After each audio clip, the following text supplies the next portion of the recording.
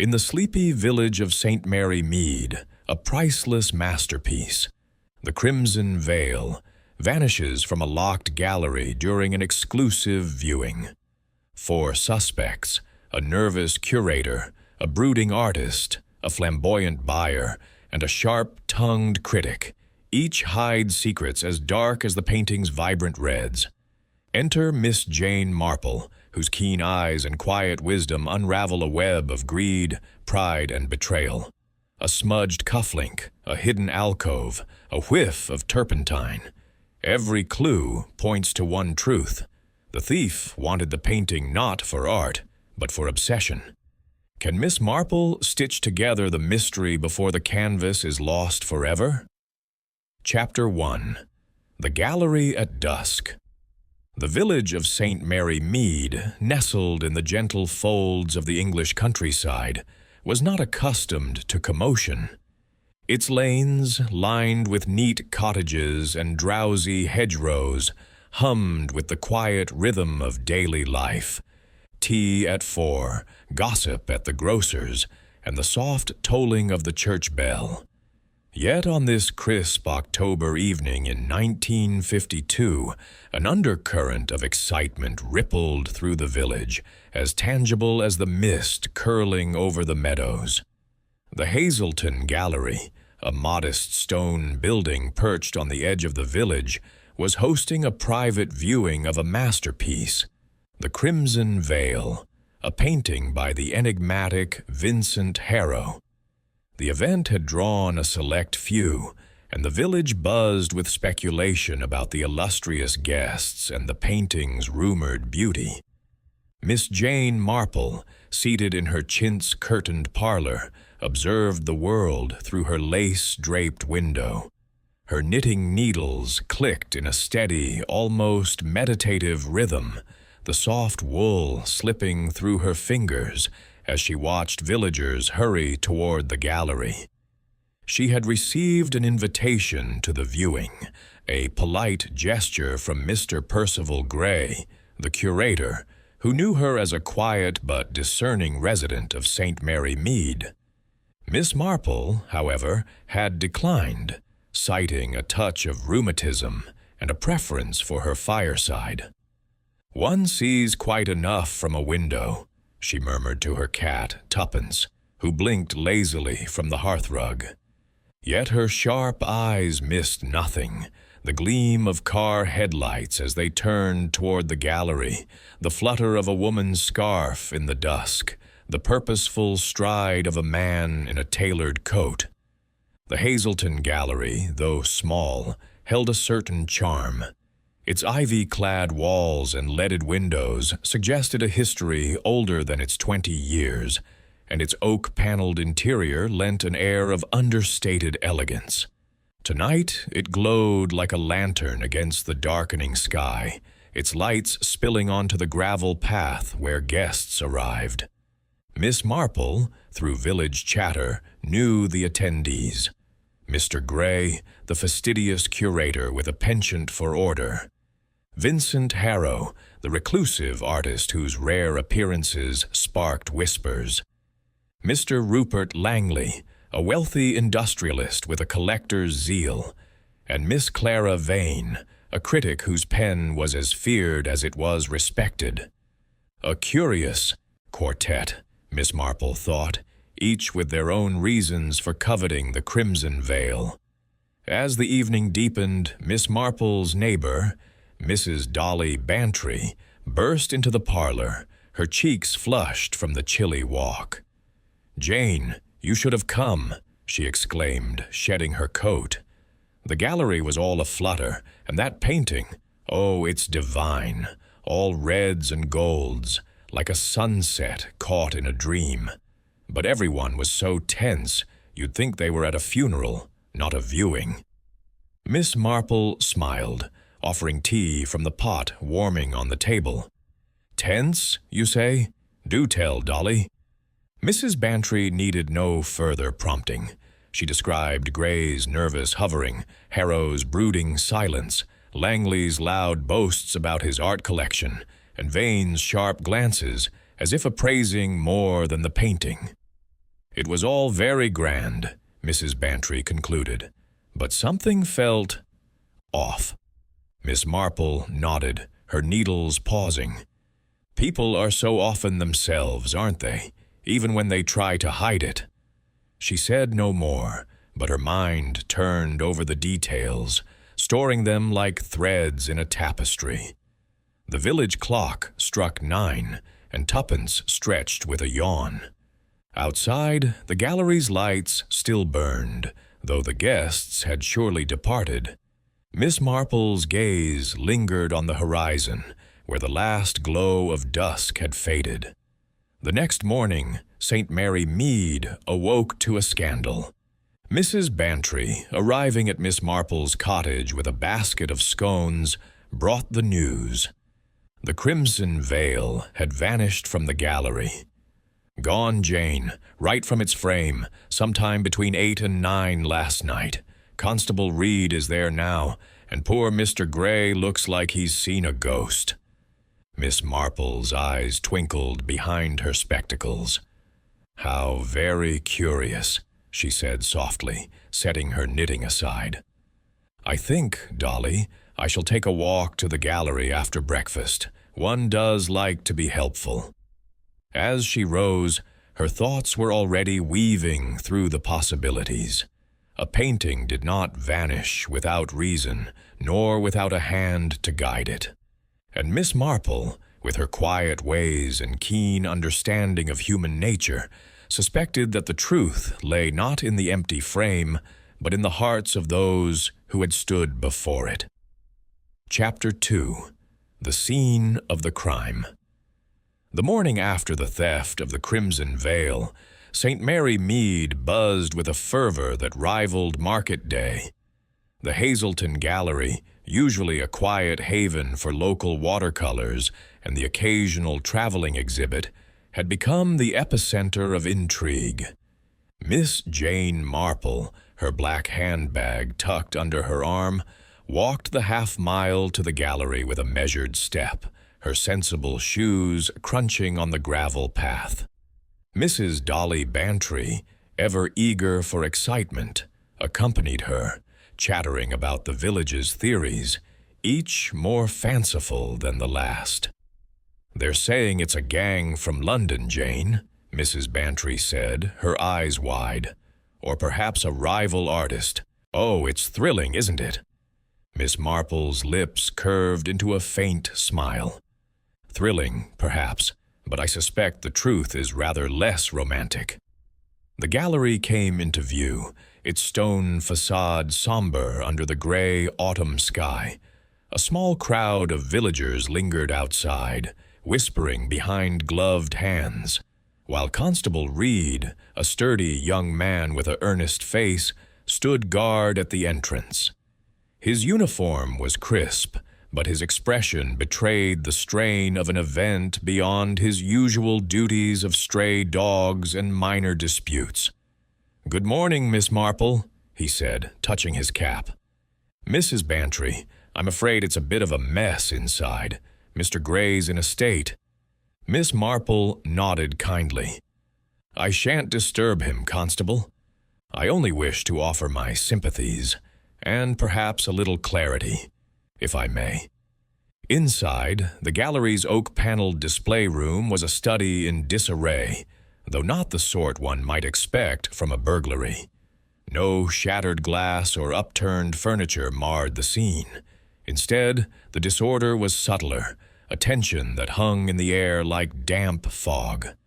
The focal point was the empty frame on the east wall, its gilded edges catching the weak morning light.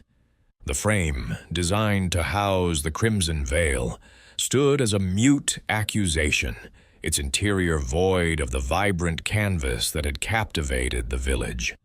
Around it, the room's other artworks, landscapes and portraits by lesser-known locals, seemed to shrink in its shadow, as if aware of their diminished importance.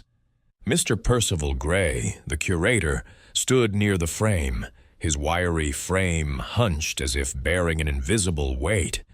His hands, usually so precise in their gestures, twitched at his sides, and his graying hair was disheveled, a stark contrast to his usual fastidious appearance.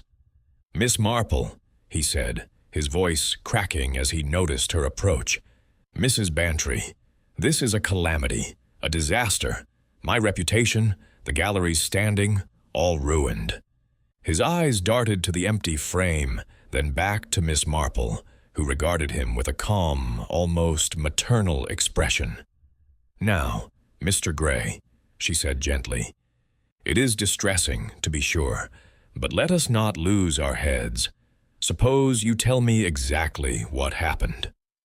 Gray took a shuddering breath and began his account, his words tumbling out in a rush.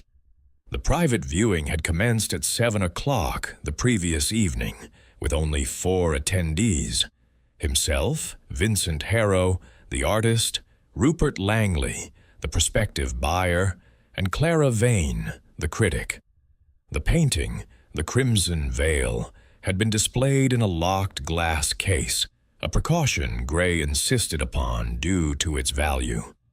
"It was secure, Miss Marple," he said, his voice rising. "I checked it myself at 8 when we broke for drinks in the lounge.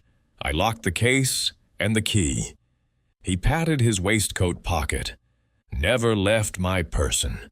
By 9, when I returned to close the gallery, the painting was gone. Gone. The case was still locked. No scratches, no signs of tampering. It's impossible." Miss Marple's eyes, bright and bird-like, scanned the room as Gray spoke. The display case, a sturdy contraption of glass and steel, stood intact, its lock gleaming under the chandelier's light. She noted the room's single entrance, a heavy oak door leading to the lounge, and the tall windows, all securely latched. "No other exits, Mr. Gray?" she asked mildly. He shook his head vigorously. "None. The windows are barred, and the back door to the restoration room is kept bolted. Only I have the key to that, too." Miss Marple nodded, her gaze lingering on the floor, where a faint scuff mark marred the polished wood near the case. "And the guests?" she prompted. "Where were they during this hour?" Gray hesitated, his fingers twisting together. "In the lounge, mostly. We had sherry and canapes. Harrow kept to himself, brooding by the fireplace. Langley was loud, as usual, talking about his collection. Miss Vane was observing, I suppose.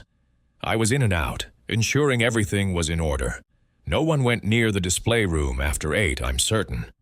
His certainty faltered under Miss Marple's steady gaze. "Well, almost certain," he amended. "It was a busy evening." Mrs. Bantry, who had been peering at the empty frame with a mix of awe and indignation, interjected. "But surely, Mr. Gray, someone must have seen something. A painting doesn't just walk away." Gray's face reddened. "I wish I knew, Mrs. Bantry. The alarms didn't sound. The locks weren't forced. It's as if the thing vanished into thin air." Miss Marple, adjusting her shawl, said nothing but stepped closer to the display case. She bent slightly, her eyes tracing the edges of the glass. A faint smudge, barely visible, marked the lower corner. "Dust, perhaps?" she murmured, though her tone suggested otherwise. Constable Reed, who had been hovering near the door, cleared his throat. "We've searched the gallery, Miss Marple. No sign of the painting. I've sent for Inspector Craddock from Much Benham. He'll be here by noon. But between you and me, it's a queer business. No fingerprints, no broken locks. It's like one of those locked room mysteries in the papers." Miss Marple smiled faintly. "Locked rooms, Constable, are rarely as locked as they seem. It is the people within them who hold the key." She turned her attention to the lounge, a smaller room adjacent to the display area, where the guests had gathered during the fateful hour. The lounge was cozy, with a low ceiling and a fireplace that still bore traces of last night's embers. A sideboard held empty sherry glasses and a tray of crumbs, remnants of the evening's refreshments. Miss Marple noted the arrangement: 2 armchairs by the fire, a sofa against the wall, and a small table cluttered with glassware. The door to the display room was visible from every seat, yet Gray had said no one approached it. "A curious thing. Attention," she remarked to Mrs. Bantry. "People see what they expect to see and miss what they do not." As she moved through the lounge, Miss Marple's eyes caught a detail: a single glass on the sideboard, its rim smudged with a faint trace of red. Not lipstick, but something thicker, like paint. She did not touch it, but filed the observation away, her mind already threading connections. "Mr. Gray," she said, turning to the curator, "you mentioned the restoration room. Might I see it?" Gray blinked, startled. "It's just storage, brushes, canvases, nothing of interest. The door was bolted all evening." Miss Marple's smile was disarming. "Even so, I do like to be thorough." Reluctantly, Gray led them to a narrow door at the back of the gallery, producing a key from a chain around his neck. The restoration room was a cramped space, its air heavy with the scent of turpentine and oil paint. Shelves held jars of pigments, brushes, and rolls of canvas, while a workbench stood cluttered with tools. Miss Marple's gaze swept the room, pausing on a covered frame in the corner, its shape roughly matching the missing painting. "A spare, perhaps?" she asked innocently. Gray nodded too quickly. Yes, for framing repairs. Nothing more." She made no comment, but noted the faint dust on the floor, disturbed in a pattern that suggested recent movement.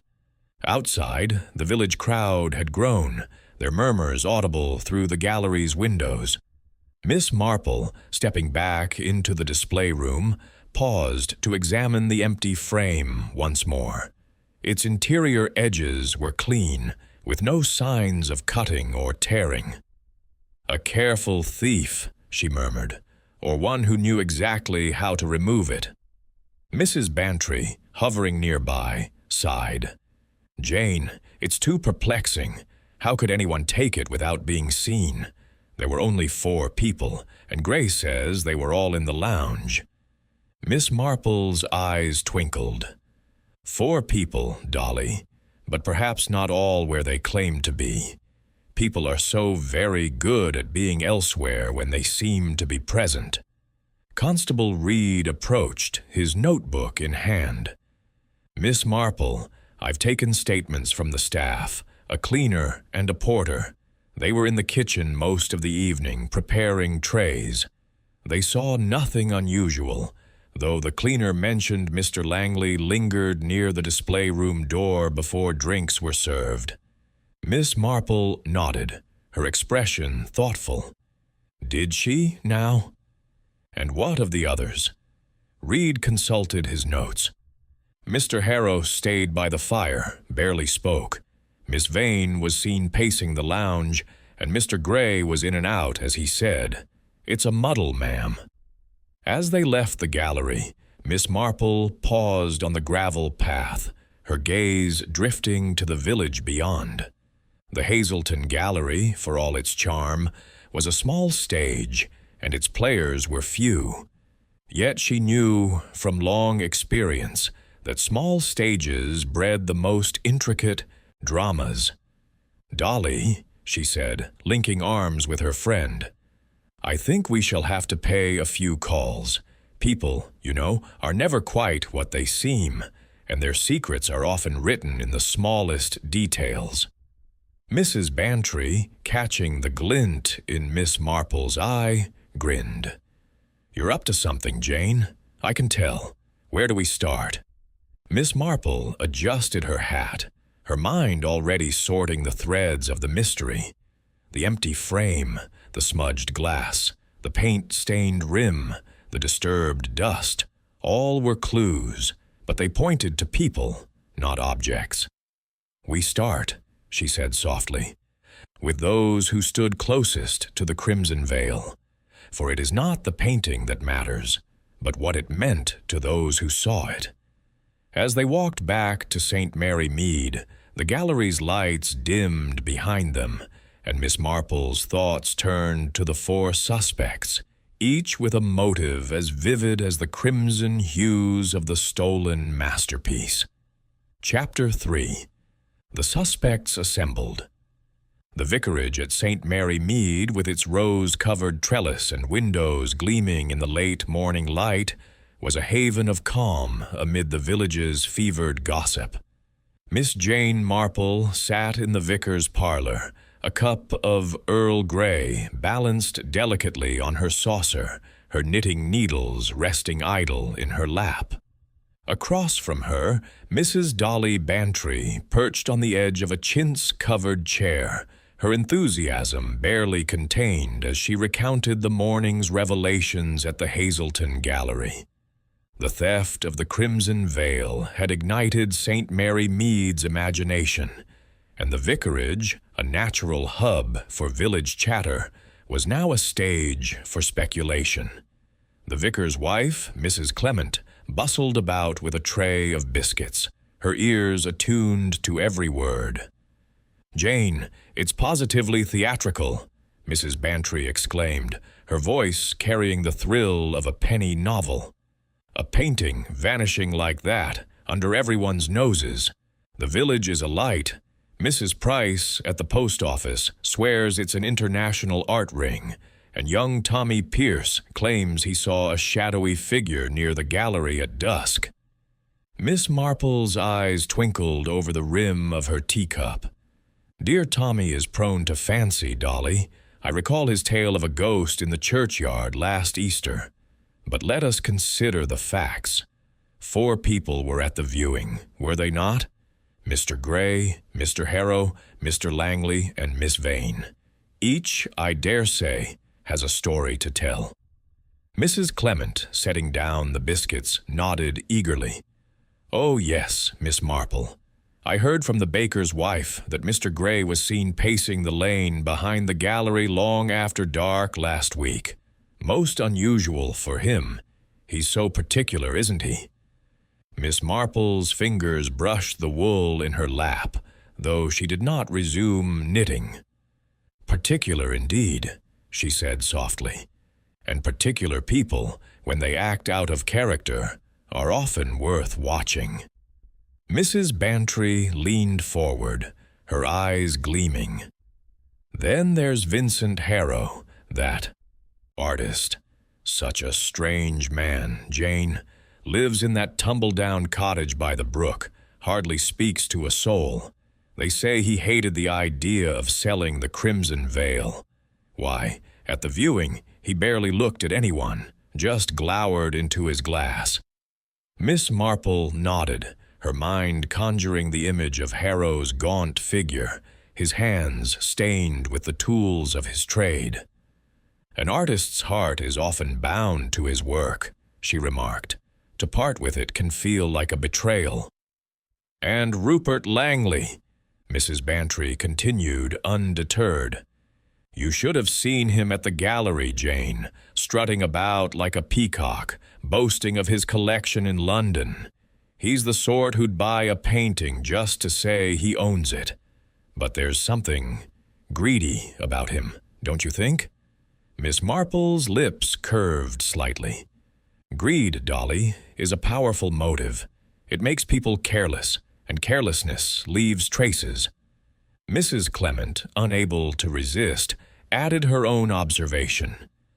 "Miss Vane, the critic, was at the grocer's yesterday, sharp as ever. She told Mrs. Price that Harrow's work was overrated, though she admitted the crimson veil was striking. But she's so cold, Miss Marple, like she's always judging. I wouldn't trust her an inch." Miss Marple's gaze drifted to the window, where a sparrow flitted among the roses. "Judgment," she said quietly, "can be a mask for envy or ambition. Miss Vane, I suspect, sees more than she says. The parlor door opened, admitting the vicar, Leonard Clement, who carried a newspaper under his arm. "I've just been to the village," he said, settling into an armchair. "The talk is all about the theft.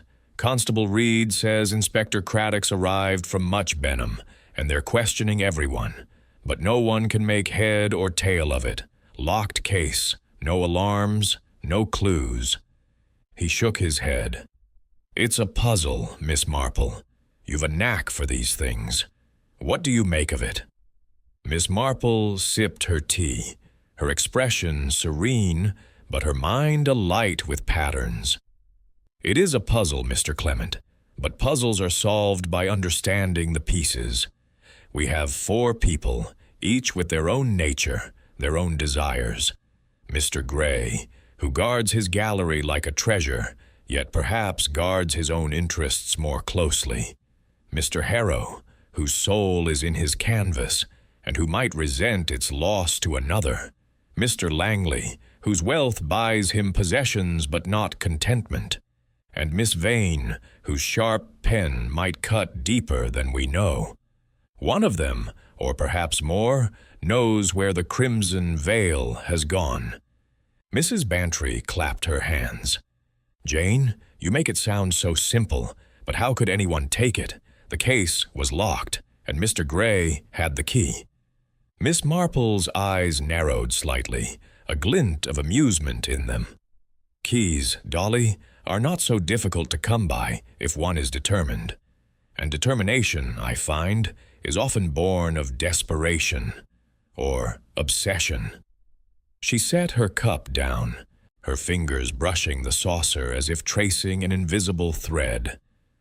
"I think, perhaps, a few quiet conversations might shed light. People are so like themselves, you know. They cannot help but reveal what they are." Mrs. Clement, ever practical, offered a suggestion. "Why not start with Mr. Gray? He's at the gallery now, fretting over the police. You could call it a neighborly visit." Miss Marple nodded, her smile gentle but resolute.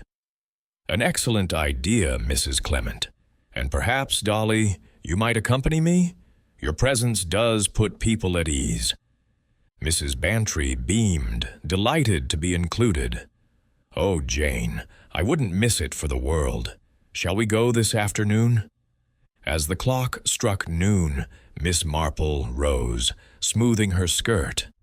The vicarage parlor, with its warm fire and familiar faces, faded into the background as her thoughts turned to the gallery and its secrets.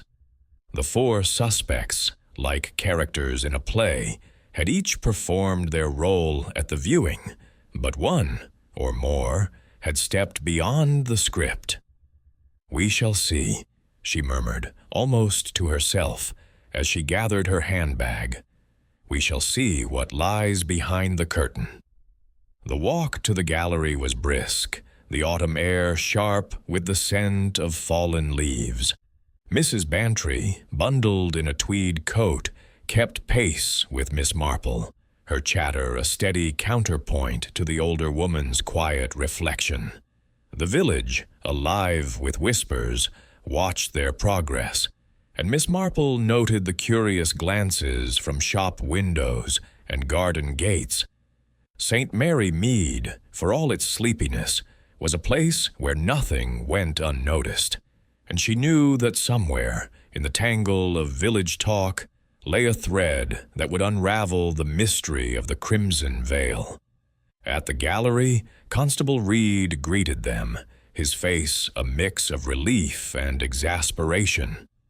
"Miss Marple, Mrs. Bantry, you're a sight for sore eyes. Inspector Craddock's inside, but he's not getting far with Mr. Gray.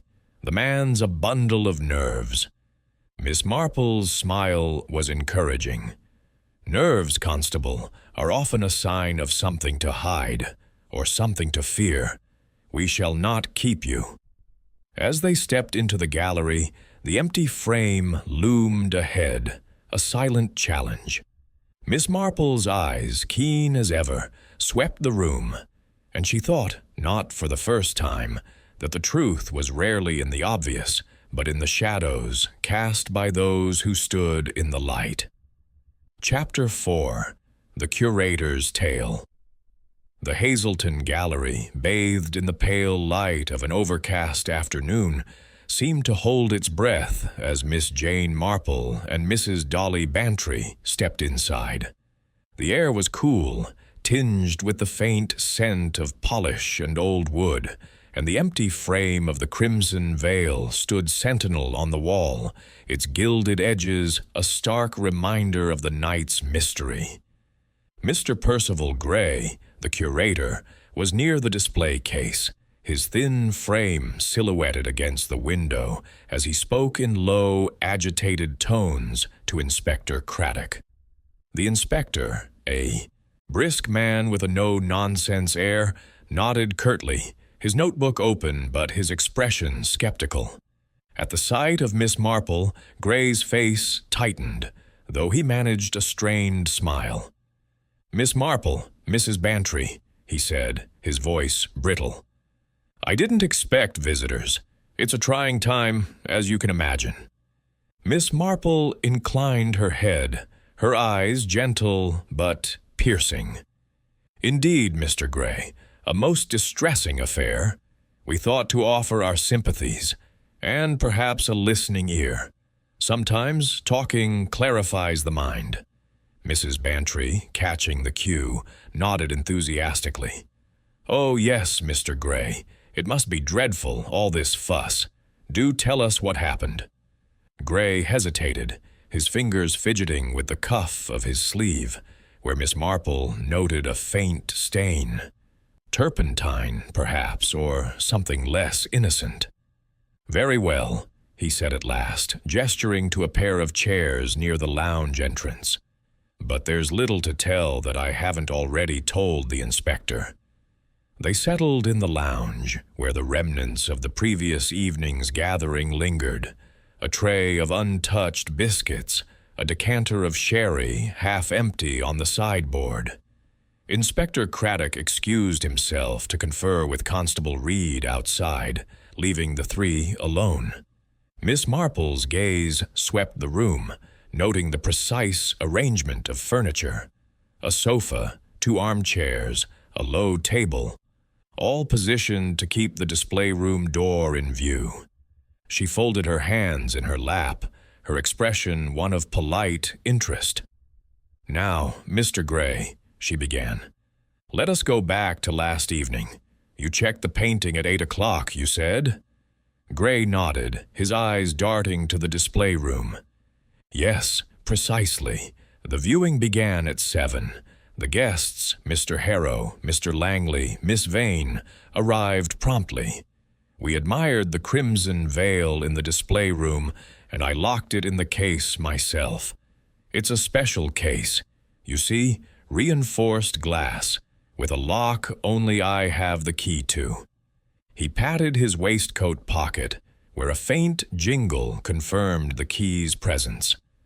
At 8, we moved to the lounge for refreshments. I checked the case one last time before joining the others. Everything was in order. Miss Marple's needles, retrieved from her handbag, clicked softly as she began a new row of knitting, the rhythm steady as her thoughts. "And during the hour that followed, Mr. Gray, you were in the lounge with the guests?" Gray's face twitched, a flicker of unease crossing his features. "Mostly, yes. I was attending to my duties, ensuring the sherry was poured, the canapes served. The staff, a cleaner and a porter, were in the kitchen, so I had to oversee things." He paused, his fingers twisting together. "I stepped out briefly, perhaps once or twice, to check the gallery, but I wasn't gone long." Mrs. Bantry, unable to resist, leaned forward. "But someone must have gone into the display room, Mr. Gray. How else could the painting vanish?" Gray's color rose, his voice sharp. "I don't know, Mrs. Bantry. The case was locked when I returned at 9, but the canvas was gone. Cut clean from the frame, no damage to the glass. It's impossible, I tell you.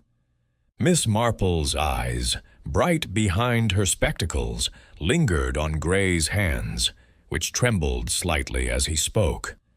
Impossible is a strong word, Mr. Gray, she said mildly. Perhaps someone was cleverer than the lock. Gray's gaze darted to her, then away. No one could have taken it without my knowledge. The key never left me, and the lounge door was in sight all evening. Harrow was by the fire, Langley was talking loudly, Miss Vane was, well, watching everyone as critics do. No one approached the display room. Miss Marple nodded, her needles pausing as she considered his words.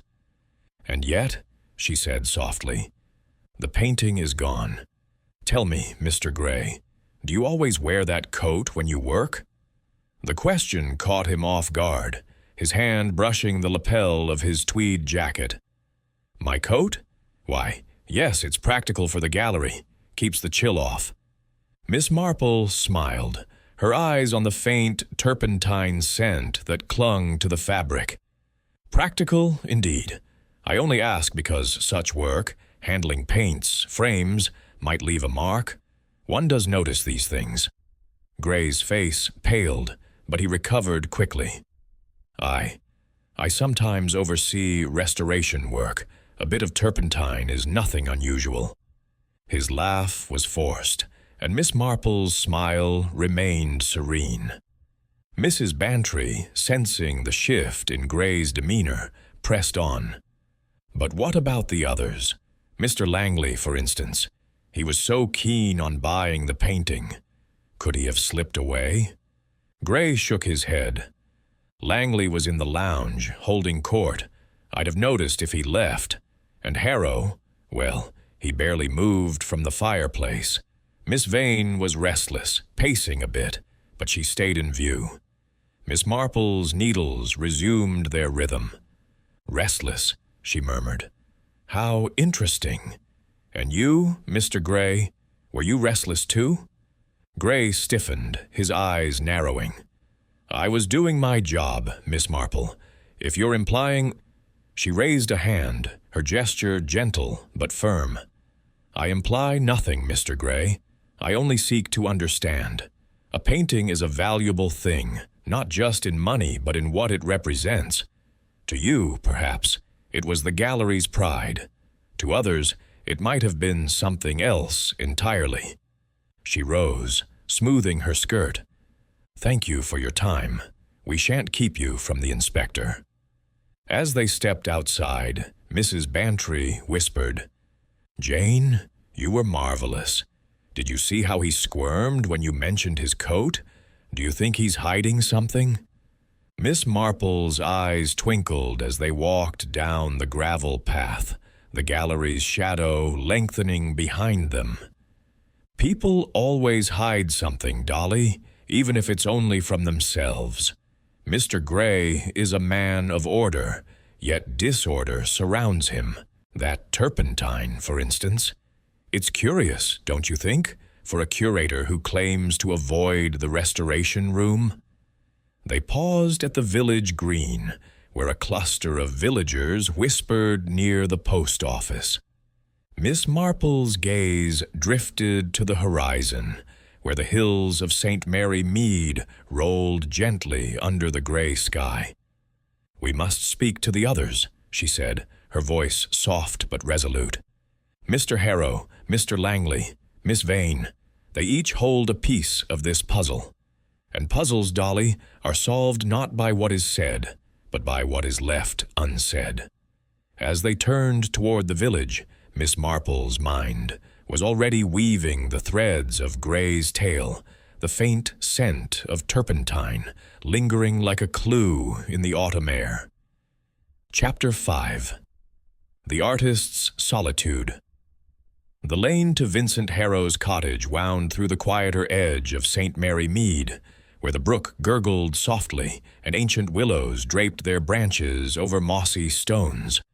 Miss Jane Marple, her black handbag swinging lightly at her side, walked with a purposeful air, though her pace was measured to suit the crisp autumn afternoon.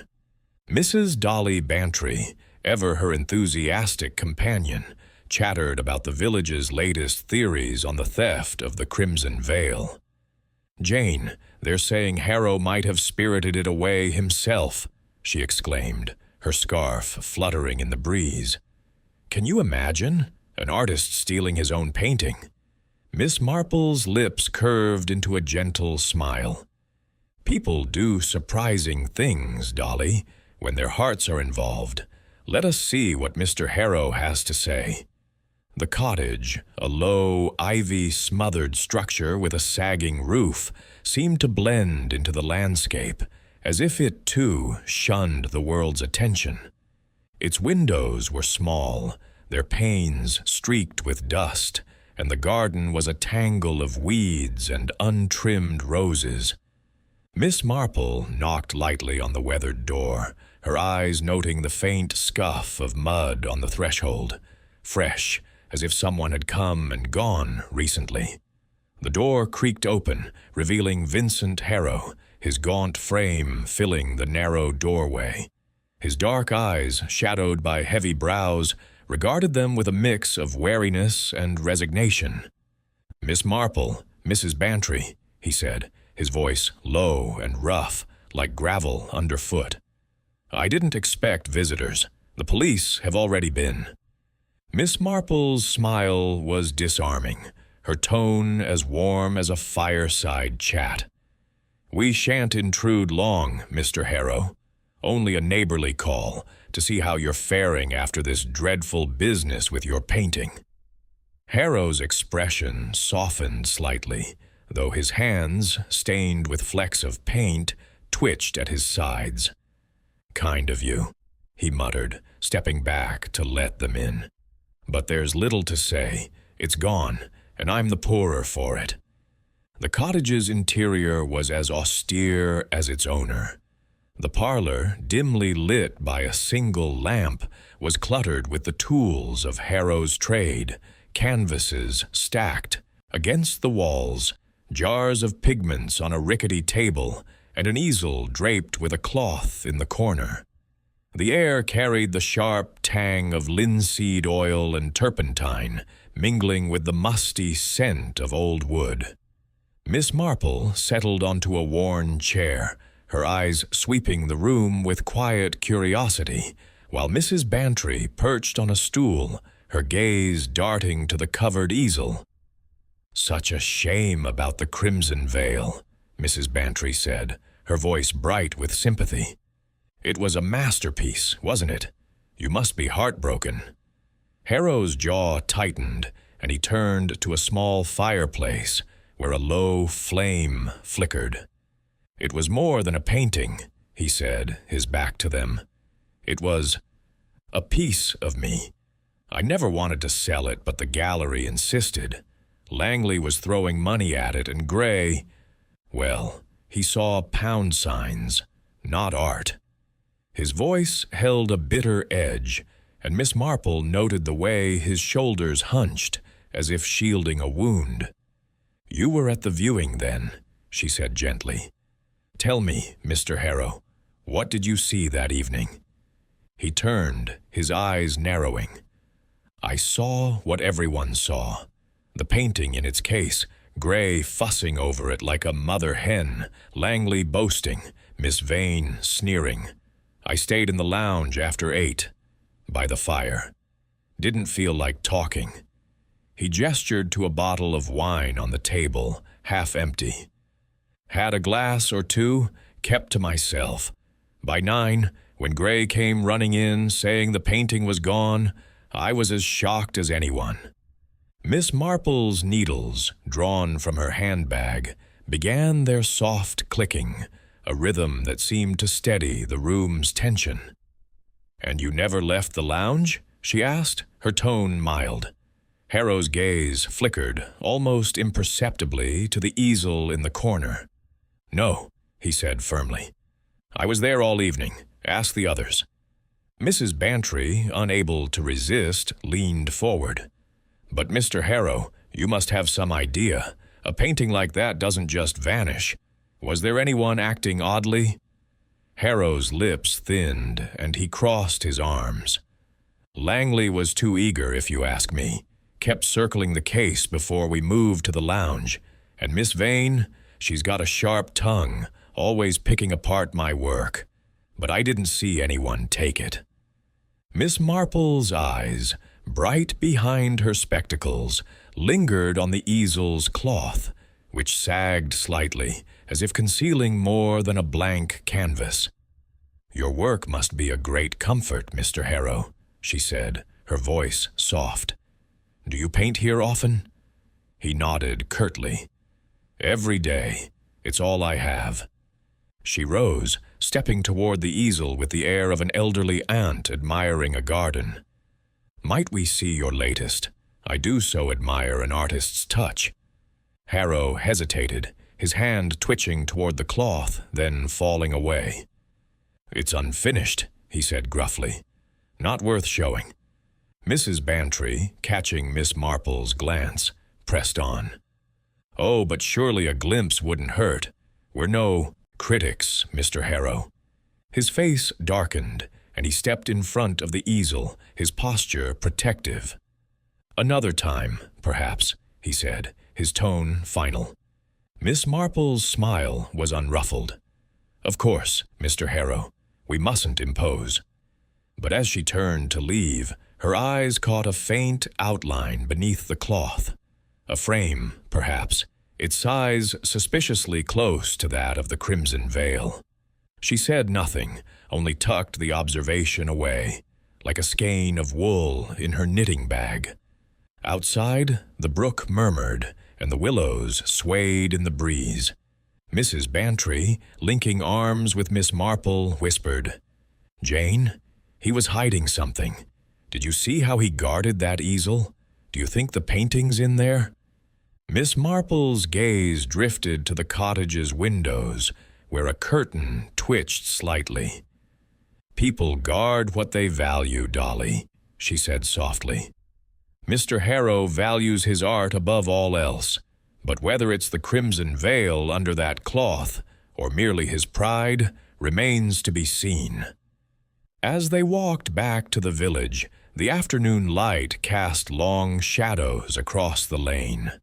Miss Marple's thoughts turned over Harrow's words, his guarded manner, the faint mud on the threshold.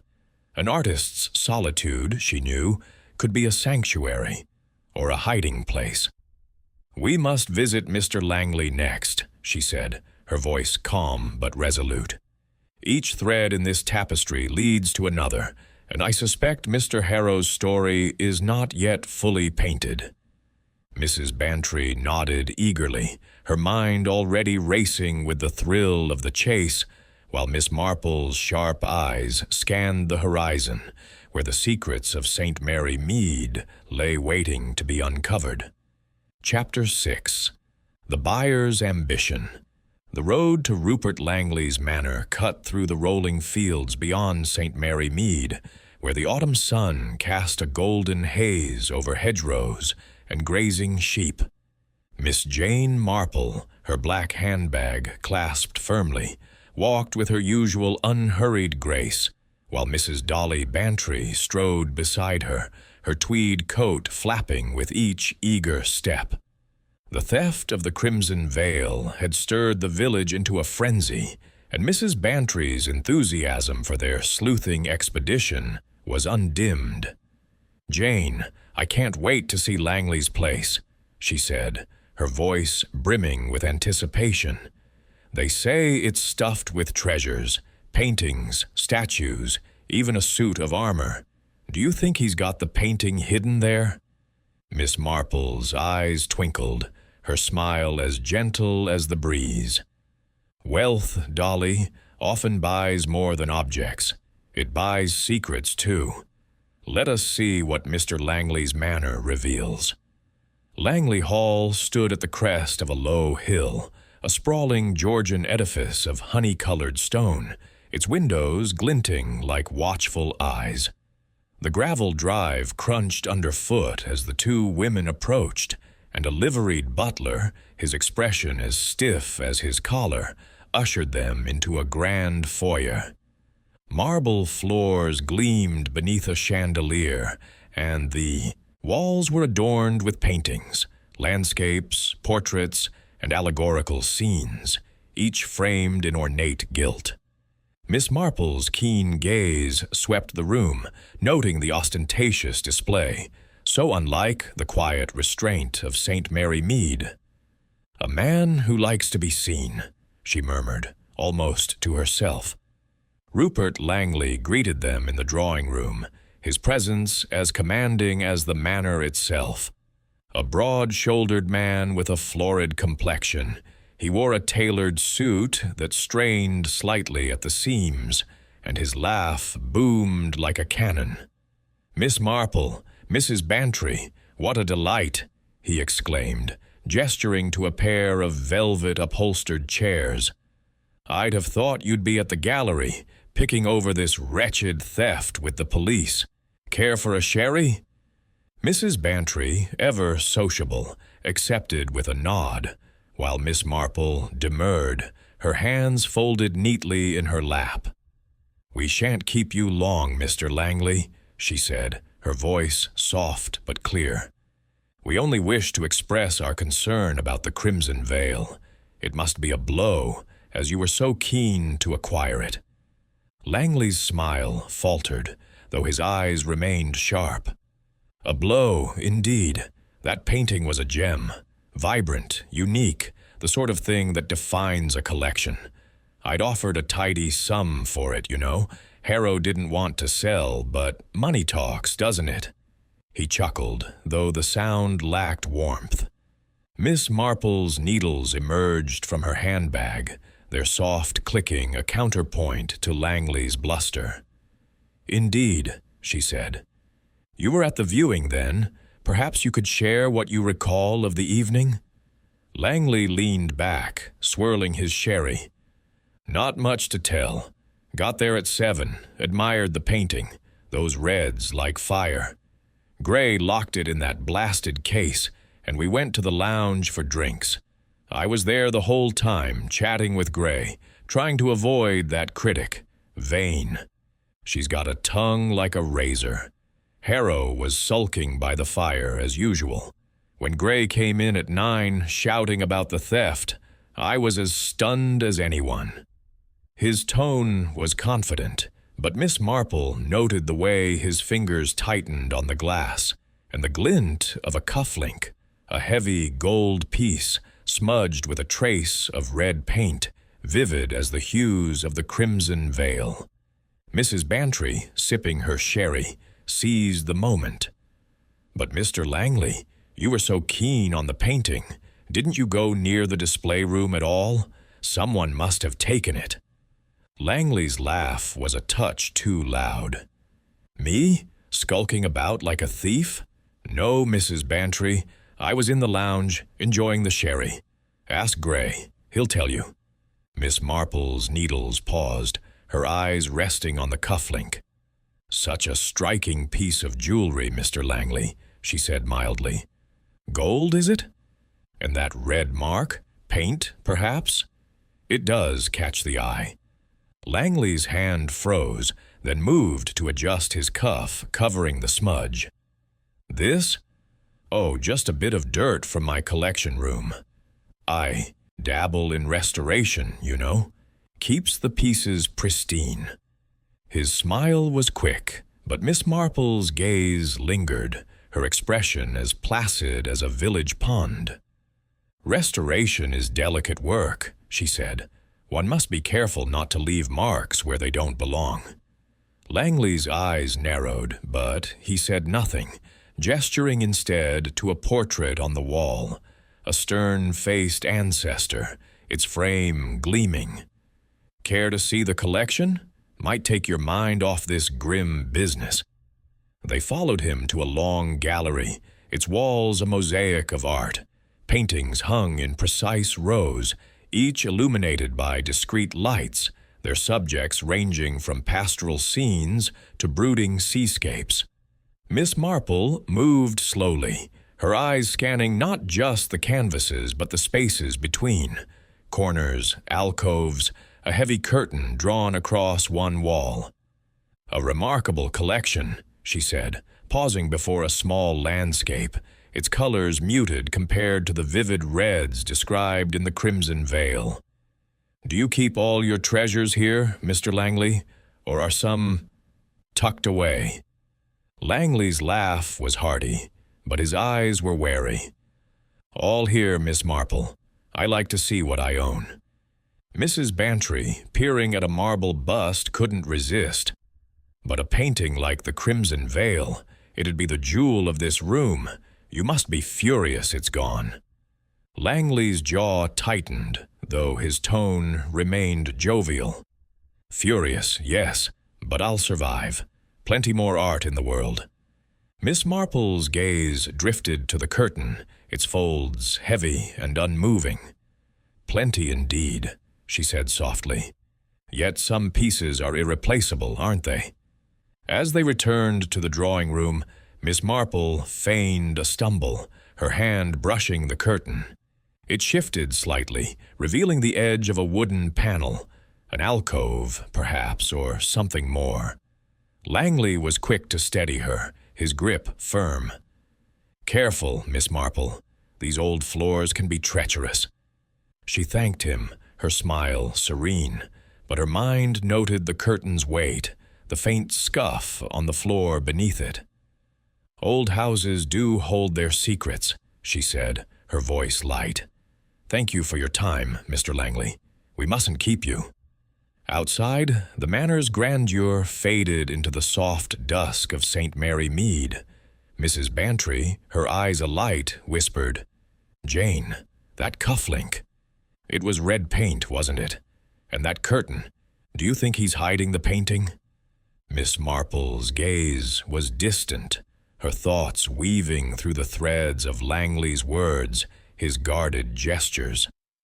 "Ambition, Dolly, makes people bold, but it also makes them careless," she said.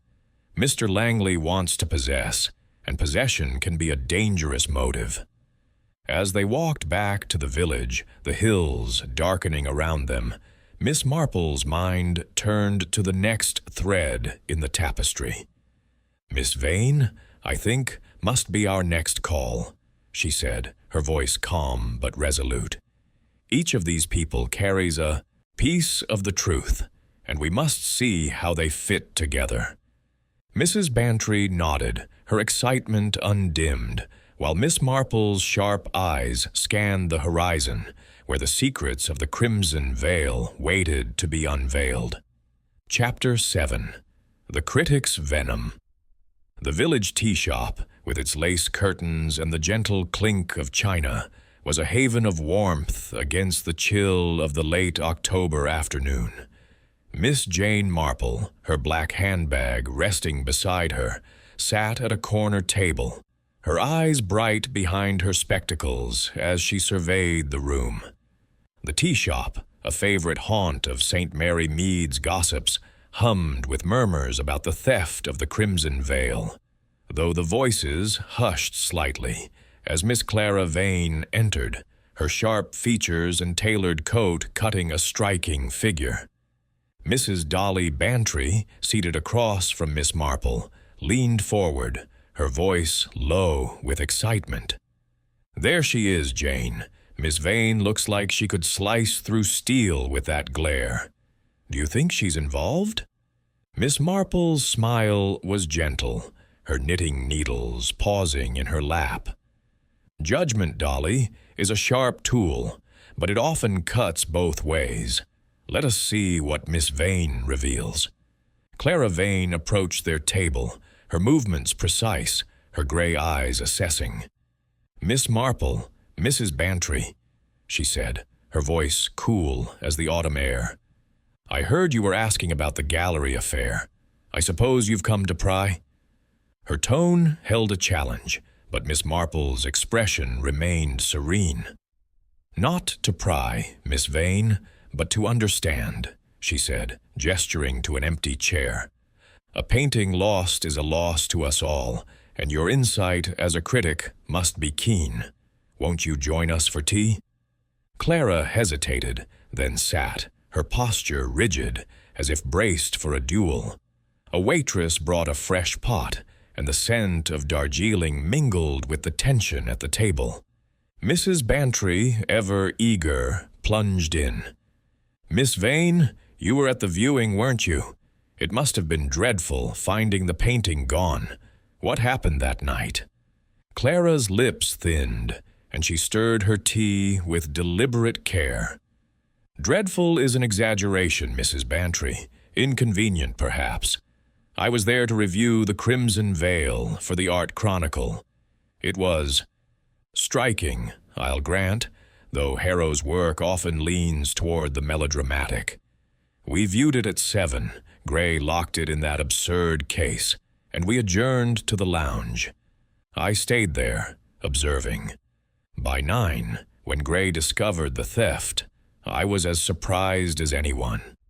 Miss Marple's needles resumed their soft clicking, a rhythm that seemed to soothe the air. "Observing," she said, her voice mild. "How interesting. You must see so much, Miss Vane, with your critic's eye. Did you notice anything unusual in the lounge?" Clara's gaze sharpened, though her tone remained even. "Unusual?" "Only the usual posturing. Langley was loud, flaunting his wealth. Harrow was sullen, clutching his wine like a lifeline. Gray was flitting about, playing host. No one left the lounge, if that's what you're asking. I'd have seen it." Miss Marple nodded, her eyes resting on Clara's hands, gloved in pristine white kidskin, the faint scent of lavender drifting from them. "And you stayed in the lounge all evening?" she asked, her tone as innocent as a village chat. Clara's fingers tightened on her teaspoon. "Yes, all evening. I paced a bit. Habit, you know. But I was there. The door to the display room was in view, and no one approached it." Mrs. Bantry, sipping her tea, couldn't resist. "But Miss Vane, you've written such harsh things about Mr. Harrow. Could someone have taken the painting to spite him? Or you, perhaps?" Clara's laugh was sharp, like the snap of a twig. "Spite? Hardly. My reviews are honest, Mrs. Bantry. Harrow's work is overrated, and I've said so. If someone stole his painting, it's more likely greed than vengeance. Langley, for instance, he was practically drooling over it." Miss Marple's eyes, bright and bird-like, lingered on Clara's gloves. "Such lovely gloves," she said, her voice soft. "So clean, as if freshly washed. Do you always wear them, Miss Vane?" Clara's expression flickered, a shadow of unease crossing her face. "They're practical," she said curtly. "Art galleries can be dusty, and I handle manuscripts, proofs. One must keep clean." Miss Marple nodded, her smile unwavering. "Cleanliness is a virtue." "Indeed, though sometimes I find it's the effort to stay clean that tells the most." The tea shop's chatter filled the silence that followed, villagers casting curious glances at their table. Clara set her cup down, her movements precise. "If you're implying something, Miss Marple, I wish you'd say it plainly." Miss Marple's needles paused, her gaze steady. "I imply nothing, Miss Vane. I only wonder at human nature. A critic sees flaws, but also desires. The Crimson Veil must have stirred something, even in you." Clara's eyes narrowed, but she rose, smoothing her coat. "It stirred admiration, nothing more. If you'll excuse me, I have a review to write." She left a coin for the tea and departed, her steps echoing on the wooden floor. Mrs. Bantry leaned forward, her eyes wide. "Jane, she was as cold as ice. And those gloves, did you smell the lavender? It's like she scrubbed herself spotless. Do you think she's hiding something?" Miss Marple's gaze followed Clara's retreating figure through the tea-shop window, where the critic paused to adjust her hat in the glass's reflection. "People who scrub, Dolly, often have something they wish to wash away," she said softly. "Miss Vane sees much, but she guards her own secrets as fiercely as Mr. Gray or Mr. Harrow." As they finished their tea, Miss Marple's thoughts turned over Clara's words, the pristine gloves, the faint scent of lavender. A critic's venom could wound, but it could also conceal. "We have one more thread to follow," she said, gathering her handbag. "The village itself, Dolly. People talk, and talk reveals what questions alone cannot." Mrs. Bantry nodded eagerly, her mind alight with the thrill of the chase. As they stepped into the fading light of St. Mary Mead, Miss Marple's sharp eyes scanned the village, where every whisper, every glance, was a stitch in the tapestry of the Crimson Veil's disappearance. Chapter 8. A Village Perspective. The heart of St. Mary Mead beat strongest in its daily rituals: morning gossip at the post office, afternoon tea at the bakery, and the quiet exchange of news over garden fences. By late afternoon, as the October sky deepened to a soft gray, Miss Jane Marple and Mrs. Dolly Bantry made their way through the village, their steps unhurried but purposeful. The theft of the Crimson Veil had woven itself into the fabric of St. Mary Mead's chatter, and Miss Marple, with her knack for sifting truth from rumor, knew that the villagers' observations, however fragmented, held threads of the mystery. "People see so much, Dolly," she said, her black handbag swinging gently at her side. "And they say even more. We must listen carefully to what lies beneath their words." Their first stop was the post office, where Mrs. Price, a stout woman with a sharp eye for detail, presided behind the counter. The small shop was crowded with villagers, their voices a low hum of speculation. Mrs. Price, spotting Miss Marple, leaned forward, her spectacles glinting. "Miss Marple, Mrs. Bantry, it's a scandal, isn't it? That painting, gone without a trace. I told Constable Reed, it's no ordinary thief. Mark my words, it's someone who knew the gallery inside out." Miss Marple's smile was gentle, encouraging. "You're quite right, Mrs. Price. Knowledge is key in such matters. Have you noticed anything unusual about the gallery's visitors lately?" Mrs. Price's eyes gleamed with the thrill of being consulted. "Well, now you mention it, Mr. Gray's been odd these past weeks.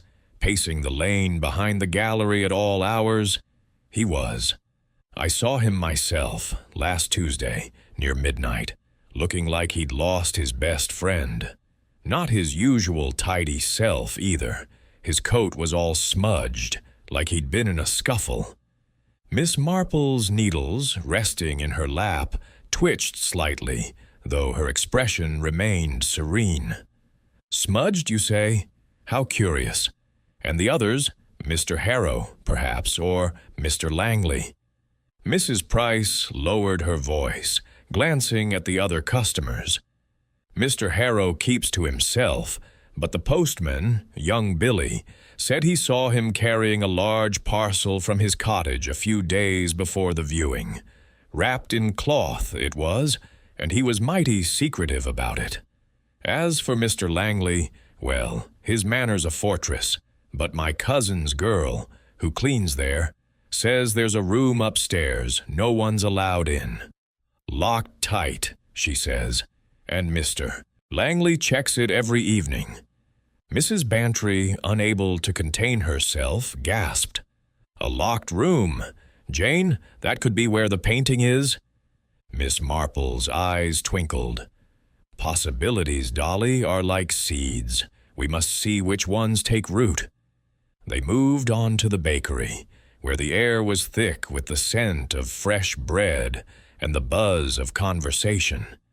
Mrs. Baker, a rosy-cheeked woman with flour-dusted hands, greeted them warmly. "Miss Marple, Mrs. Bantry, have you heard the latest? They're saying the painting's halfway to Paris by now." Miss Marple shook her head, her smile gentle. "I suspect it's closer than that, Mrs. Baker. Tell me, have you seen anything of Miss Vane lately? She was at the viewing, I understand." Mrs. Baker nodded, wiping her hands on her apron. "Oh, aye. She was in here the day before, buying a bottle of solvent. Turpentine, I think. Said it was for cleaning her pens, but I thought it odd for a critic. She's not one for painting, is she?" Miss Marple's gaze sharpened, though her tone remained light. "Solvent, you say? How interesting. Critics, I find, are meticulous in their habits. Did she seem herself otherwise?" Mrs. Baker frowned, thinking. "Well, she was sharp as ever, but jumpy-like, kept looking over her shoulder, as if expecting someone. And her gloves, spotless they were, like she'd just scrubbed them." Mrs. Bantry's eyes widened. "Jane, that's just like you said, all that lavender. She's hiding something."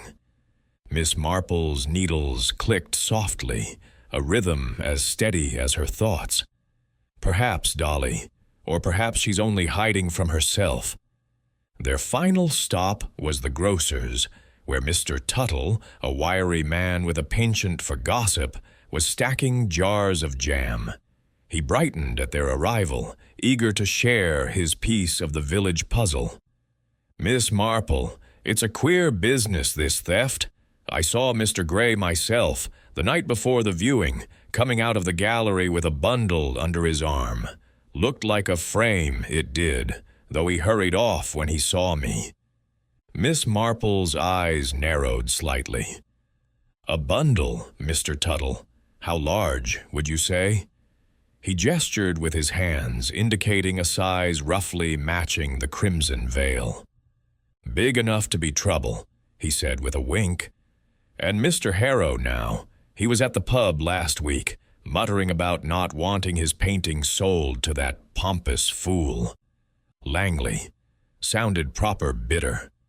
As they left the grocer's, the village was settling into the quiet of early evening, lamps glowing in cottage windows. Mrs. Bantry, her mind racing, clutched Miss Marple's arm. "Jane, it's a tangle. Gray's pacing and carrying bundles, Harrow's secretive parcels, Langley's locked room, and Miss Vane with her solvent and gloves. They're all suspicious." Miss Marple's smile was calm, her gaze drifting to the church spire piercing the twilight sky. "Suspicion, Dolly, is a lens that distorts as much as it reveals. Each of these people has a reason to act as they did, but reasons are not always motives." They paused by the village green, where a group of children played, their laughter a stark contrast to the weight of the mystery. Miss Marple's thoughts turned over the villagers' tales, Gray's late-night wanderings, Harrow's parcel, Langley's locked room, Vane's solvent. Each was a stitch in the tapestry, but the pattern was not yet clear. "It's like a quilt," she said softly, her eyes distant. "Each patch is different, but together they form a whole. We must look closer, Dolly, at what connects these threads." Mrs. Bantry nodded, her excitement undimmed. "Where next, Jane? Back to the gallery? Or shall we call on someone else?" Miss Marple adjusted her hat, her mind already weaving the next step. "The gallery, I think," she said, her voice resolute. "There are things we've yet to see, and places we've yet to look. The truth, Dolly, is often in the corners we pass by."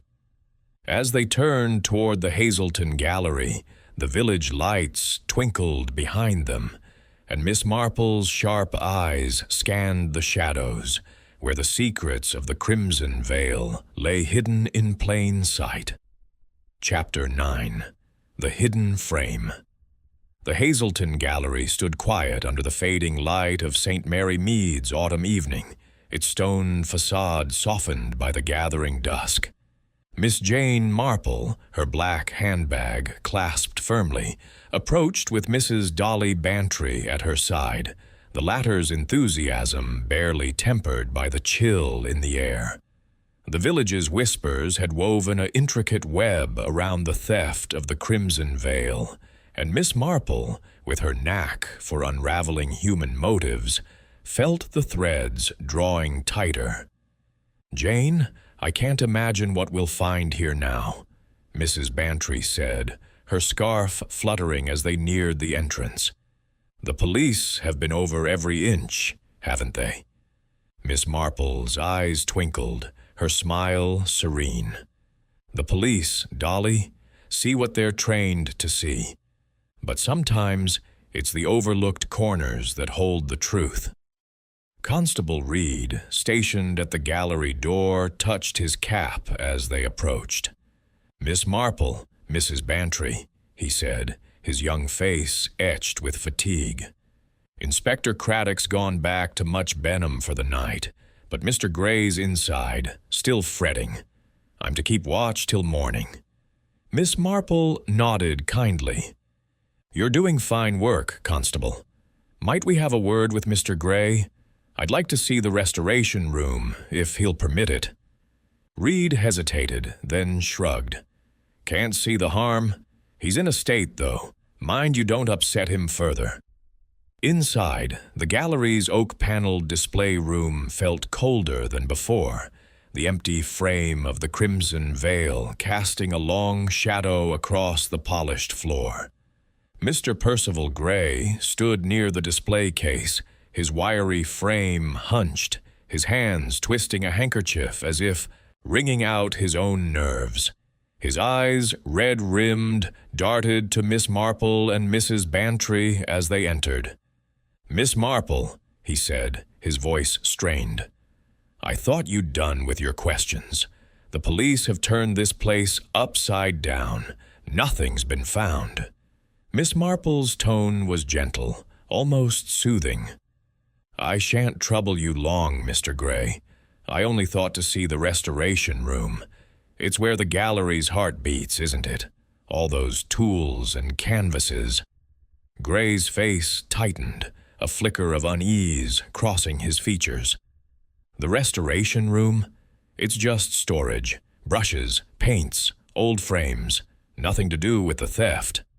His fingers clutched the handkerchief tighter, and Miss Marple noted the faint tremor in them, as well as the lingering scent of turpentine on his coat, sharper now in the still air. "Even so," she said, her smile disarming, "I do like to be thorough. May we?" Gray hesitated, then nodded curtly, producing a key from a chain around his neck. "Very well, but you'll find nothing there." He led them to the narrow door at the back of the gallery, his steps reluctant.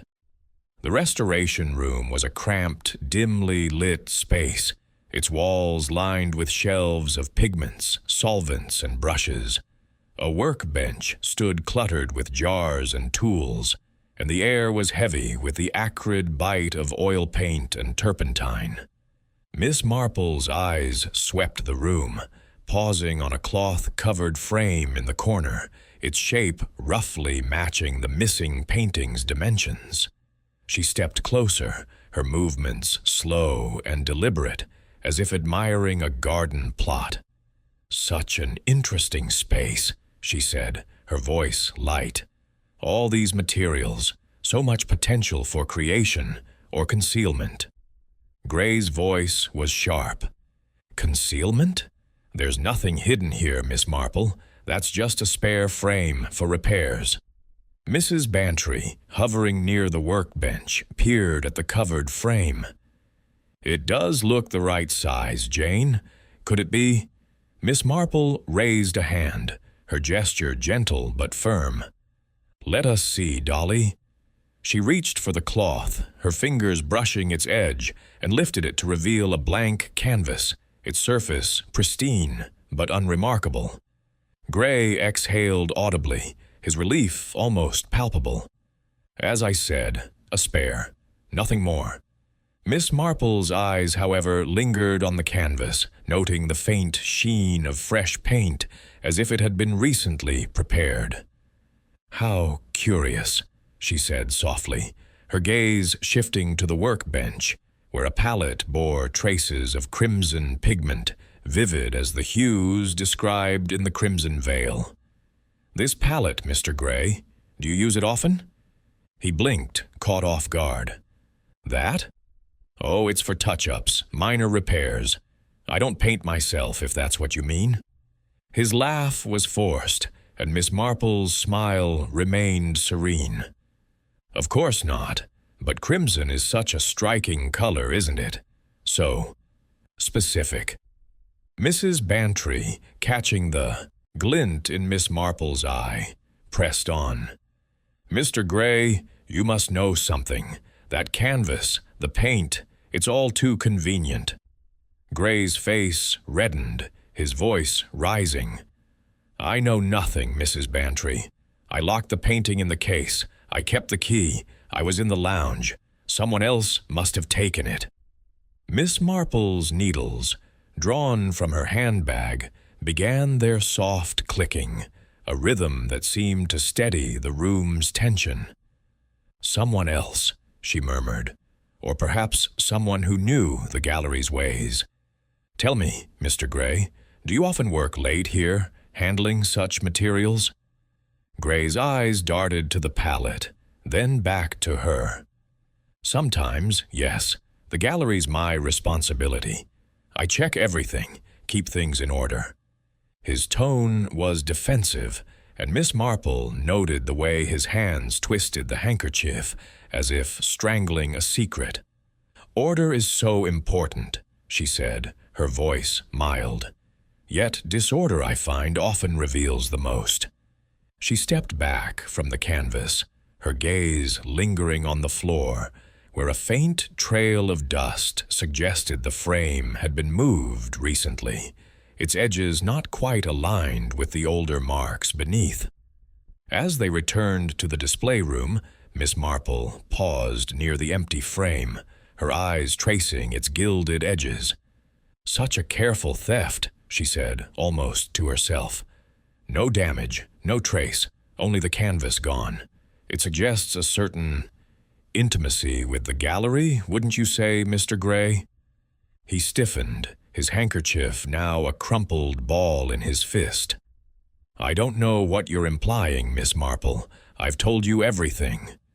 She nodded, her smile gentle but unwavering. "And I'm grateful, Mr. Gray. You've been most helpful." Outside, the evening air was sharp, the village lights twinkling like stars against the darkening hills. Mrs. Bantry, clutching Miss Marple's arm, whispered, "Jane, that canvas. It was too clean, wasn't it? And that crimson paint. Do you think Gray's involved?" Miss Marple's gaze was distant, her thoughts weaving through the gallery's shadows. "Involvement, Dolly, comes in many forms. Mr. Gray is a man of order, yet something has unsettled him. That canvas, that paint, they tell a story, but not the whole one." As they walked back to St. Mary Mead, the gallery's silhouette fading behind them, Miss Marple's mind turned to the next thread in the tapestry. "We must revisit Mr. Langley's manor," she said, her voice calm but resolute. "There are places we've yet to see, and secrets we've yet to uncover. The truth, Dolly, is often in what we pass by too quickly." Mrs. Bantry nodded, her excitement undimmed, while Miss Marple's sharp eyes scanned the village, where the mystery of the Crimson Veil lay just beneath the surface, waiting to be brought into the light. Chapter 10. The Buyer's Secret. The morning sun cast a pale glow over the fields of St. Mary Mead as Miss Jane Marple and Mrs. Dolly Bantry set out once more for Langley Hall. The air was sharp with the scent of dew-soaked grass, and the village lay quiet behind them, its gossip still simmering over the theft of the crimson veil. Mrs. Bantry, her tweed coat buttoned against the chill, walked with a spring in her step, her mind alight with the clues they had gathered. "Jane, I'm certain Langley's hiding something," she said, her voice brimming with conviction. "That red smudge on his cufflink, it's the same color as the painting, isn't it? And that locked room the maid mentioned. We're getting close. I can feel it." Miss Marple's smile was gentle, her black handbag swinging lightly at her side. "Close? Perhaps, Dolly, but the truth is like a shy bird. It requires patience to catch. Let us see what Mr. Langley's manor holds today." Langley Hall loomed ahead, its Georgian facade as imposing as before, its windows reflecting the pale sky like unblinking eyes. The gravel drive crunched underfoot as they approached, and Miss Marple's keen gaze swept the grounds, noting the manicured lawns and the faint tire marks near a side gate. Recent, perhaps, and not from the usual delivery vans. The butler, as stiff as ever, ushered them into the foyer, where the chandelier's crystals caught the light in a cascade of glints. Rupert Langley met them in the drawing room, his broad frame filling a velvet armchair, his smile as hearty as his handshake. "Miss Marple, Mrs. Bantry, back so soon?" he boomed, gesturing to the same plush chairs as before. "I trust you're not here to accuse me of thievery?" His laugh was loud, but his eyes held a wary glint. Miss Marple settled into her seat, her hands folded neatly, her expression serene, but her mind sharp as a needle. "Not at all, Mr. Langley," she said, her voice soft as a village breeze. "We only thought to follow up on our pleasant visit. The loss of the crimson veil weighs on us all, and your passion for art is well known. Perhaps you've recalled something new?" Langley leaned back, his gold cufflinks gleaming. Clean now, she noted, with no trace of the red smudge she had seen before. "Nothing new, I'm afraid," he said, his tone smooth. "I was in the lounge all evening, chatting, sipping sherry. When Gray raised the alarm, I was as shocked as anyone. A devilish trick, that theft." Mrs. Bantry, her eyes bright with suspicion, leaned forward. "But you wanted that painting so badly, Mr. Langley. You offered a fortune for it. Surely you noticed something, someone near the display room, perhaps?"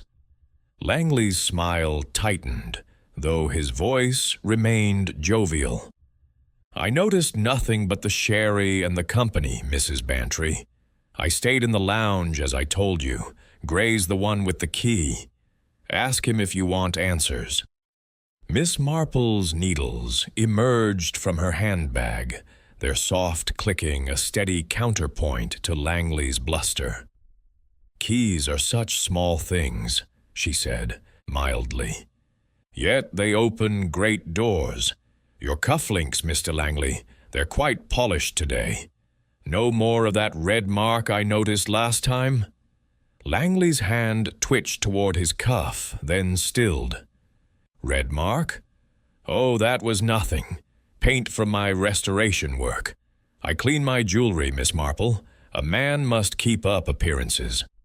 His chuckle was forced, and Miss Marple's gaze lingered on his cufflinks, noting the faint scratch on one, as if it had been scrubbed with particular care. "Appearances are important," she said, her tone as gentle as a grandmother's. "But sometimes it's what lies beneath that matters most." Langley offered to show them his collection again, but Miss Marple, with a polite smile, declined. "I wonder, Mr. Langley, if we might see more of the house. The manor is so grand, and I do admire its hidden corners." His eyes narrowed, but he rose, gesturing broadly. "Of course, a tour then. Nothing to hide here." He led them through marble-floored halls, past portraits and tapestries, his voice booming with tales of each piece's provenance. Miss Marple moved slowly, her eyes scanning not the art, but the architecture. Doorways, alcoves, a heavy curtain drawn across a wall in a side corridor, its folds as still as a held breath. As they passed the curtain, Miss Marple feigned a stumble, her hand brushing the fabric aside. A wooden panel appeared, its edges flush with the wall, suggesting a concealed alcove. Langley was quick to steady her, his grip firm, but his smile strained. "Careful, Miss Marple. These old houses are full of quirks." She thanked him, her eyes noting the panel's lock, small and modern, unlike the manor's older fittings. "Quirks indeed," she said softly. "One does wonder what such a panel might conceal." Langley's laugh was a touch too loud. "Just storage, I assure you. Old linens, nothing more." Mrs. Bantry, catching Miss Marple's glance, pressed on. "Storage? But it's locked so tightly. Surely you don't lock away linens, Mr. Langley?" He waved a dismissive hand. "A habit, Mrs. Bantry. I like my privacy." Miss Marple's smile was serene, but her mind catalogued the panel's details, the lock's shine, the faint scuff on the floor beneath, as if something heavy had been moved. "Privacy is a treasure," she said, "but treasures, I find, are often guarded for a reason." They returned to the drawing-room, where Langley offered sherry, which Mrs. Bantry accepted with enthusiasm, and Miss Marple declined with a polite nod. "You've a remarkable home, Mr. Langley," she said, her needles clicking steadily. "So many rooms, so many secrets. The crimson veil must have been a prize worth guarding." Langley's eyes flickered, but his tone remained hearty. "A prize, yes, but not mine to guard. I'm a collector, not a thief." Miss Marple's gaze rested on him, her expression as calm as a village pond. "Collecting is a passion," she said, "but passion can lead one astray, can it not?" As they took their leave, the manor's grandeur seemed to loom larger, its walls holding secrets as tightly as Langley's smile. Outside, Mrs. Bantry clutched Miss Marple's arm, her voice a whisper. "Jane, that panel, it's got to be where he's hiding the painting, and his cufflinks, cleaned spotless, just like Miss Vane's gloves. He's guilty, isn't he?" Miss Marple's eyes scanned the drive, noting the tire marks again, their pattern suggesting haste. "Guilt, Dolly, is a heavy word," she said softly. "Mr. Langley's ambition is clear, but ambition alone does not a thief make. We must see the whole picture." As they walked back to St. Mary Mead, the hills darkening under the evening sky, Miss Marple's thoughts wove through the clues, the smudged cufflink, the locked panel, the tire marks. Langley's manor was a vault of desires, and she sensed the truth was near. "We must gather them all," she said, her voice resolute. "Gray, Harrow, Vane, Langley. The truth lies in their meeting, Dolly, like threads in a tapestry."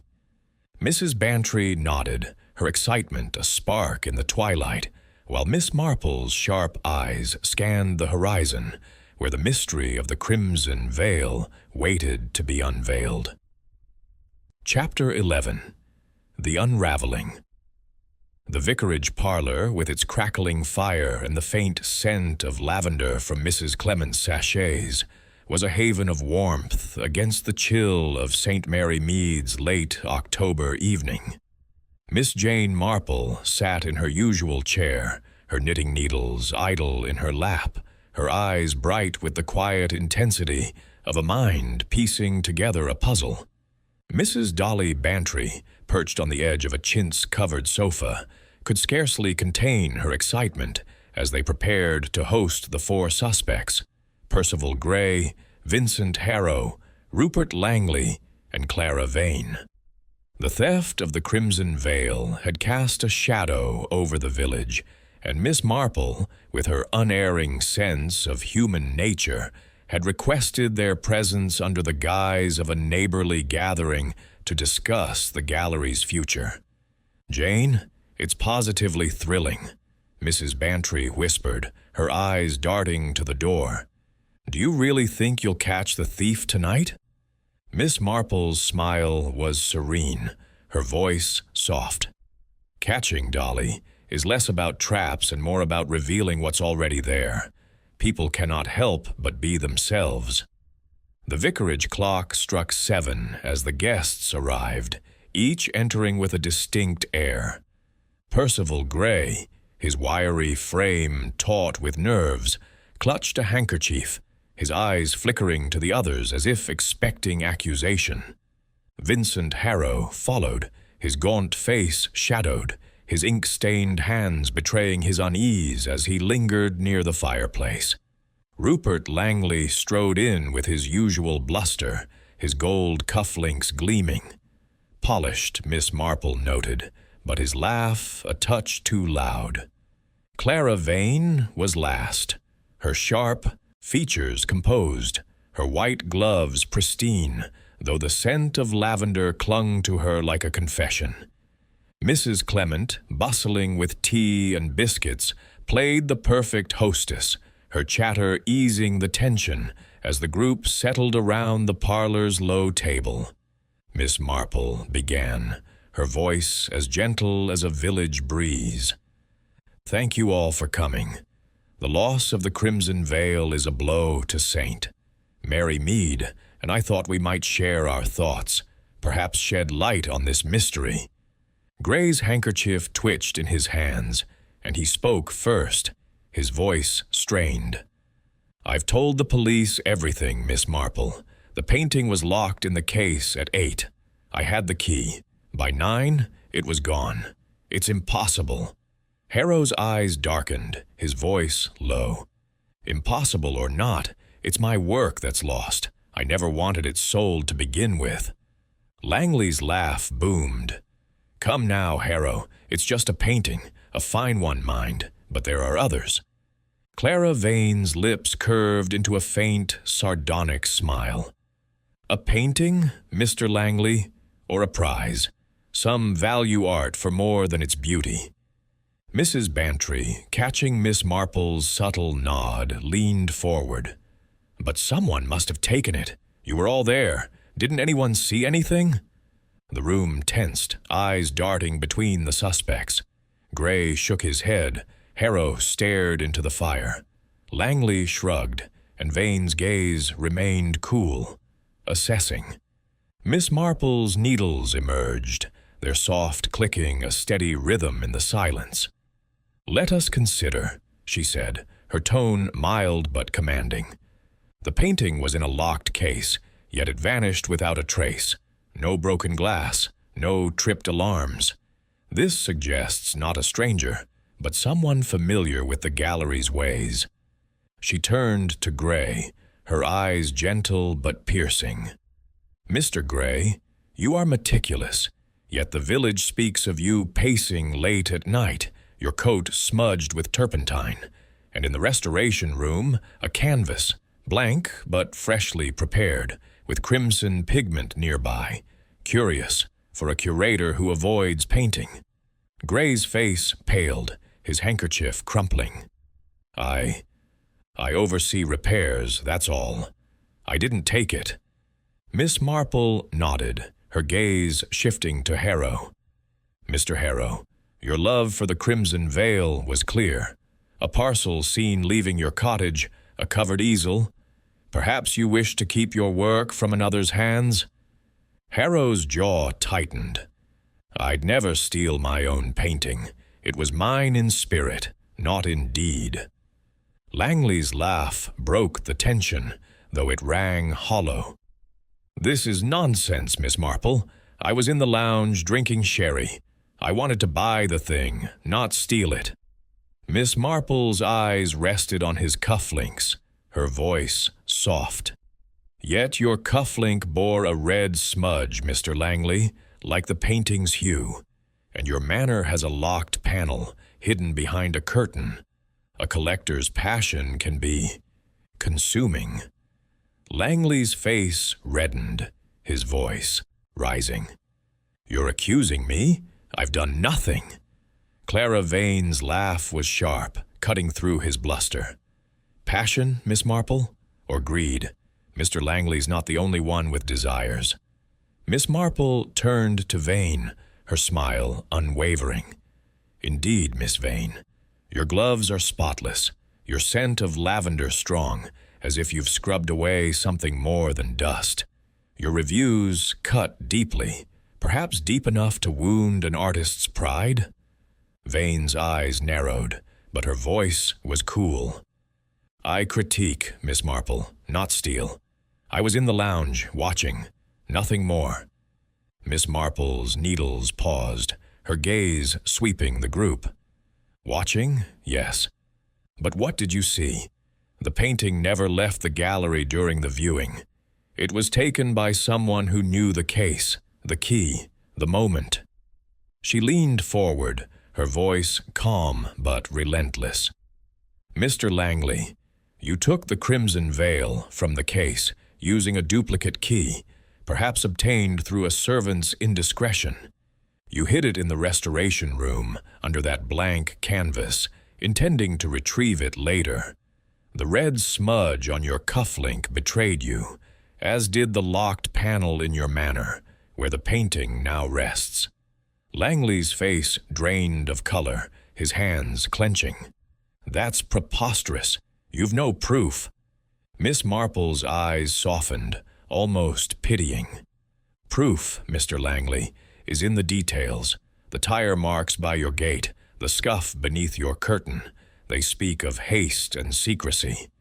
She turned to Gray. Mr. Gray, your debts made you complicit. You turned a blind eye for a price, didn't you? The turpentine on your coat, the moved canvas. They suggest you knew more than you said. Gray's handkerchief fell to the floor, his voice a whisper. I needed the money, but I didn't take it. Miss Marple nodded, her gaze shifting to Harrow. Mr. Harrow, you suspected Langley but said nothing, hoping to reclaim your work. Your parcel was merely a decoy, wasn't it? Harrow's eyes met hers, his voice low. I wanted it back, yes, but I didn't steal it. Finally, she looked at Vane. Miss Vane, your solvent, your gloves, they were precautions, not guilt. You saw, but you did not act. Vane's smile was thin. I see everything, Miss Marple, but I'm no thief. Langley rose, his face a mask of fury. This is outrageous. I'll not stand here and be accused. But Miss Marple's voice, soft yet unyielding, stopped him. The painting is in your manor, Mr. Langley. The police will find it behind that panel. You wanted it for yourself, and that was your undoing. Langley's shoulders slumped, his bluster gone. I couldn't let it go to another, he muttered, his voice breaking. It was mine. Gray hung his head, admitting to accepting Langley's bribe to look the other way. Harrow and Vane exchanged glances, their secrets lighter but not guiltless. Mrs. Bantry, wide-eyed, clutched Miss Marple's arm. Jane, you've done it. You've solved it. Miss Marple's smile was gentle, her needles resuming their rhythm. People, Dolly, are their own unraveling. They cannot help but leave threads behind. As the suspects dispersed, the parlor settled into silence, the fire's glow casting shadows on the walls. Miss Marple's thoughts lingered on the human heart, its desires, its frailties, its truths. The mystery was solved, but one thread remained.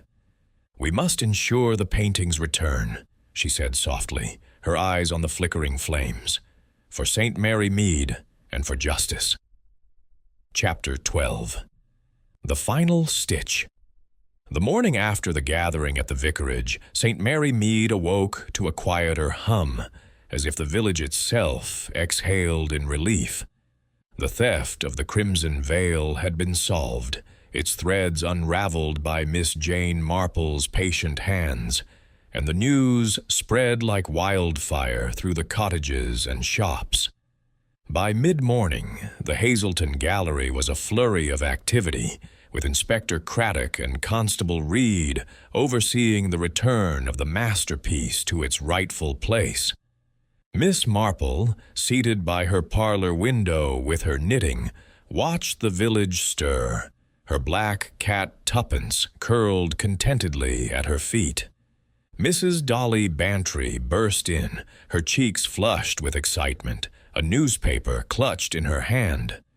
"Jane, it's all over the village. Langley's confessed and the painting's back. You're a marvel."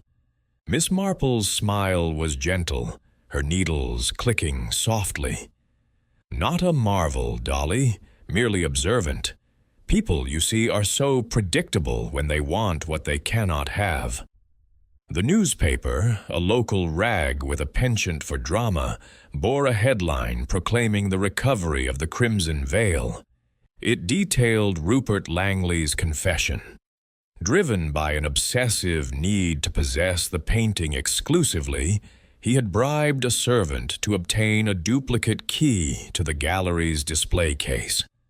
During the viewing, while Percival Gray was distracted by his duties, Langley had slipped into the display room, unlocked the case, and removed the canvas, hiding it beneath a blank one in the restoration room. Later, he retrieved it and concealed it behind the locked panel in his Manners alcove. Gray, burdened by debts from a failed art venture, had accepted Langley's payment to ignore the theft, though he claimed ignorance of the specifics. Vincent Harrow, cleared of involvement, admitted to suspecting Langley, but had remained silent, hoping the painting's loss would prevent its sale. Clara Vane, her sharp eyes unclouded by guilt, had merely observed, her solvent purchase a precaution for her manuscripts, not a cover for theft. Miss Marple set her knitting aside, her eyes drifting to the village green, where children played under the autumn sun. "It's a curious thing, Dolly," she said, her voice soft as the rustle of leaves. Each of them, Gray, Harrow, Langley, Vane, played a part, not in the theft itself, but in the tapestry of motives that surrounded it. Greed, pride, resentment, detachment, they wove their own downfall. Mrs. Bantry, settling into a chair with a cup of tea, nodded eagerly. "But you saw it all, Jane? The cufflink, the turpentine, the gloves. How did you know where to look?" Miss Marple's gaze was distant, her mind tracing the pattern she had pieced together. "It's the small things, Dolly. A smudge of paint, a scent of lavender, a scuff in the dust. People leave traces of themselves, even when they try to hide. Langley's ambition was his loudest trait, and it left the loudest clues." She paused, her eyes twinkling. "Like my knitting, you know. A dropped stitch will unravel the whole if you follow it." Mrs. Bantry laughed, then grew thoughtful. "What will happen to them now? Langley and Gray, I mean?" Miss Marple's needles resumed their rhythm, the wool slipping smoothly through her fingers. "Mr. Langley will face the law. Theft, after all, has consequences, even for the wealthy. Mr. Gray, I suspect, will lose his position, though his shame may be punishment enough. Mr. Harrow will paint again, but I doubt he'll sell so readily. And Miss Vane, well, her pen will cut as sharply as ever, but perhaps with a touch more caution." The vicarage clock chimed noon, and Miss Marple rose, smoothing her skirt. "Shall we take a walk to the gallery, Dolly? I'd like to see the crimson veil in its place once more." Mrs. Bantry clapped her hands, delighted. "Oh, yes, Jane. Let's see the masterpiece that caused all this fuss." They set out, the village bustling around them, its gossip now softened by resolution. At the gallery, the painting hung once more in its gilded frame, its vibrant reds and golds glowing under the soft lights. A small crowd of villagers gathered, their murmurs a mix of awe and relief. Miss Marple paused before the canvas, her eyes tracing its vivid hues. "Beautiful, isn't it?" she said, her voice quiet. "Yet beauty, like desire, can lead to such trouble." Mrs. Bantry nodded, her gaze fixed on the painting. "You've saved it, Jane. The village owes you." Miss Marple shook her head, her smile gentle. "The village owes only itself, Dolly. I merely listened to its stories." As they left the gallery, the autumn air was crisp, the hills of St. Mary Mead rolling gently under a clear sky. Miss Marple's thoughts lingered on the human heart, its passions, its flaws, its inevitable truths. The mystery was solved, the tapestry complete, and St. Mary Mead settled back into its quiet rhythm. "People are so predictable," she murmured, her eyes twinkling as they walked home. "And that, Dolly, is their undoing."